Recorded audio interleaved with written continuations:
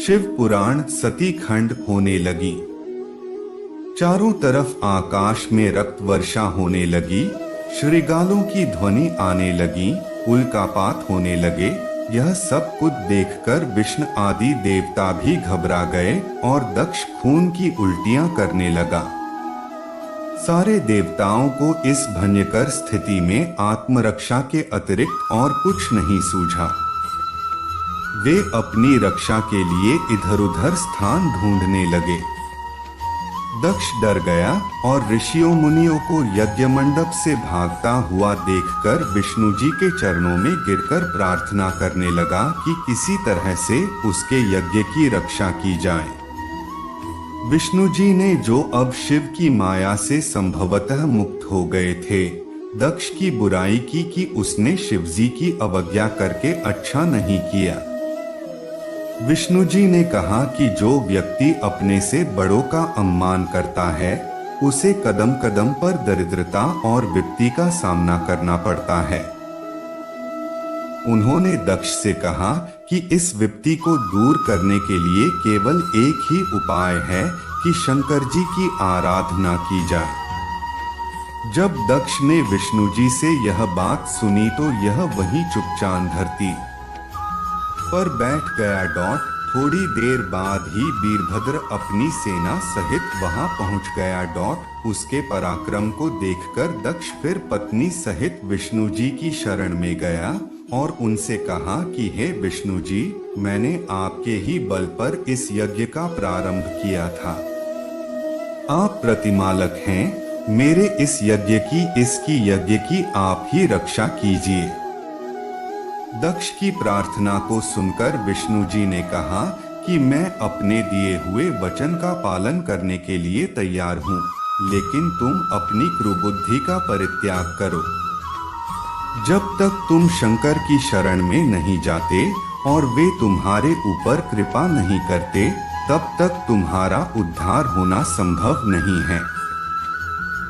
मैं स्वयं तुम्हारे इस यज्ञ में भाग लेकर, क्योंकि यह शिव विहीन यज्ञ था, पाप का भागी बना हूँ और मुझे इसके फलस्वरूप बहुत दुर्हक करने के लिए जैसे ही तैयार हुए, वैसे ही वीरभद्र ने कहा कि हे शंकर विमुख विष्णु, क्या तुम शिवजी के महत्व को नहीं जानते?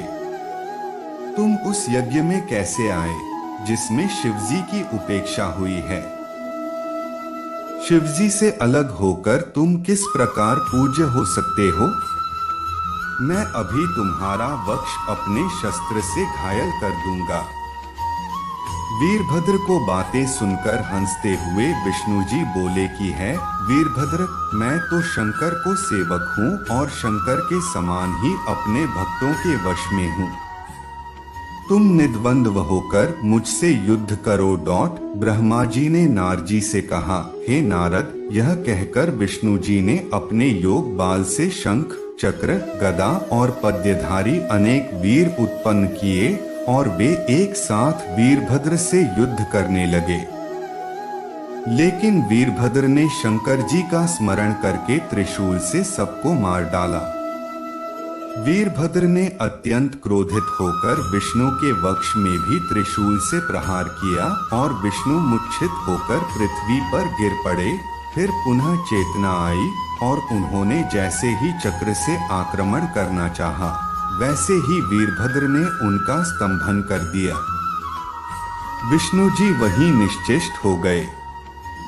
तब अनेक मंत्रों के उच्चारण से उनका स्तंभन छुड़वाया गया। वीरभद्र ने विष्णु के धनुष का काट डाला। विष्णु जी ने वीरभद्र के तेज को ठीक प्रकार से समझ लिया और अंतर्धान होकर अपने लोक में चले गए। ब्रह्मा जी ने आगे बताया कि हे नारद, मृत्युलोक से व्याकुल होकर मैं भी सत्यलोक को चला गया। हमारे चले जाने पर वीरभद्र ने मृग का रूप धारण कर भागते हुए दक्ष को पकड़कर उसका सिर काट डाला और अपने नाखूनों